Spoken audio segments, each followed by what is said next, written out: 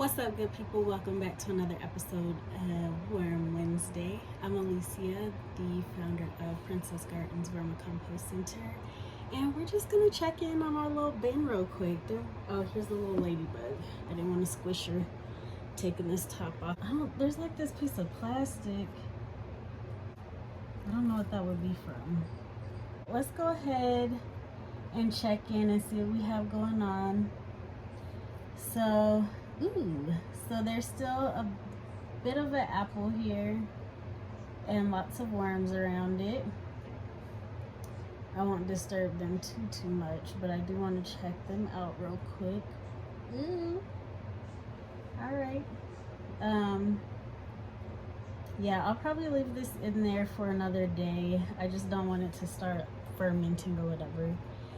So if you guys remember, last week we checked in, we fed in this zone right here, and we also laid a layer of paper bag down, and that, as you guys can see, is pretty much gone. There's still pieces here like this, but for the most part the worms are working through it.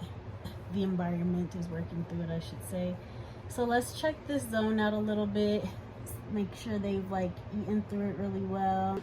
And it looks like they have. There's not really much left over.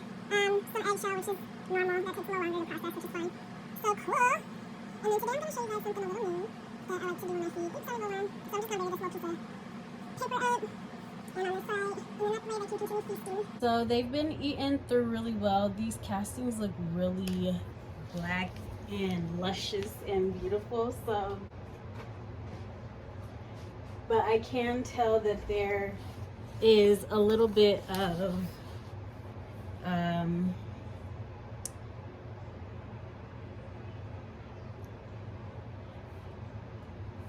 sorry, little worm, but I can tell that there's a little bit of cocoa core still left in here.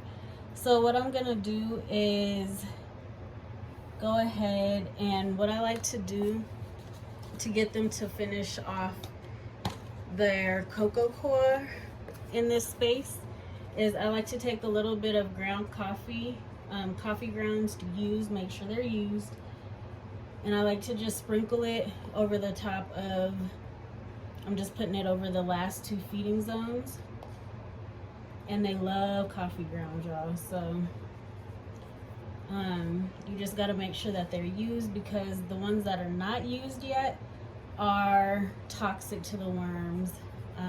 They have caffeine in it. So, and then I'm also going to sprinkle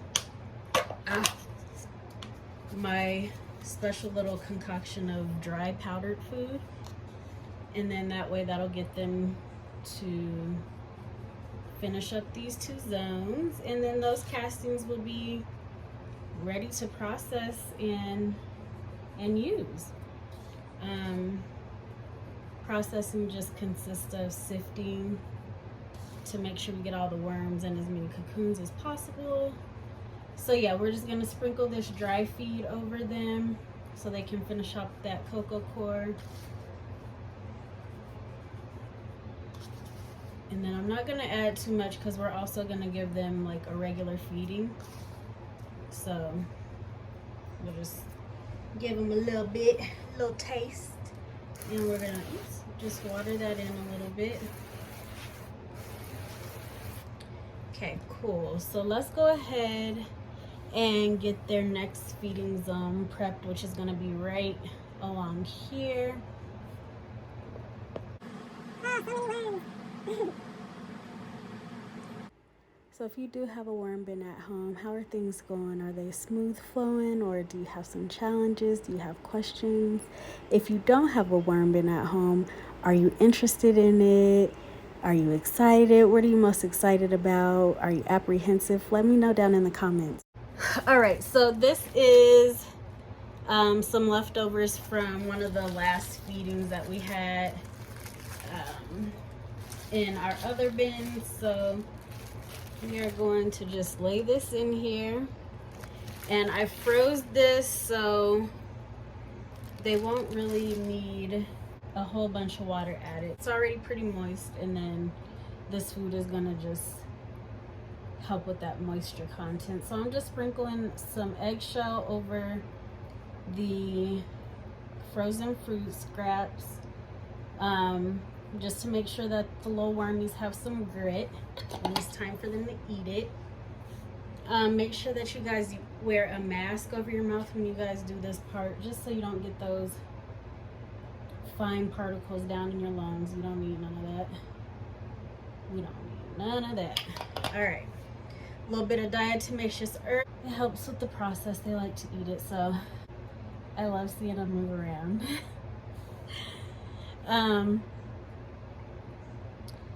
But yeah, so we'll just push this back over the top here.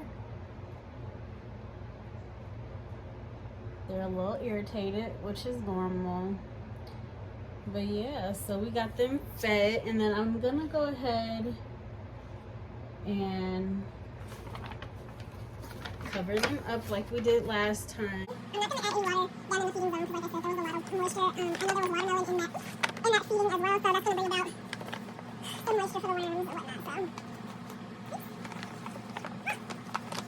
So, there we go. Just all the way down. Don't be difficult. Right, so now they're snug. They got some more food. I'm just gonna spray this paper bag down just to help with its decomposition.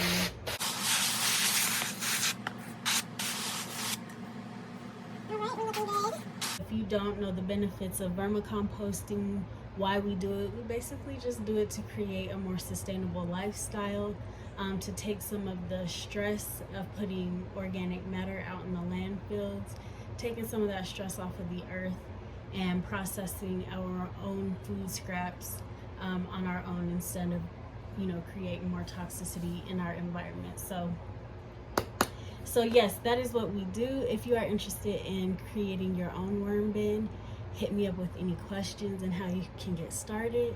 Leave a comment in the comment box below if you have questions. And yeah, until next time, y'all keep diverting your waste, keep it sustainable, keep it positive, and keep growing. Peace.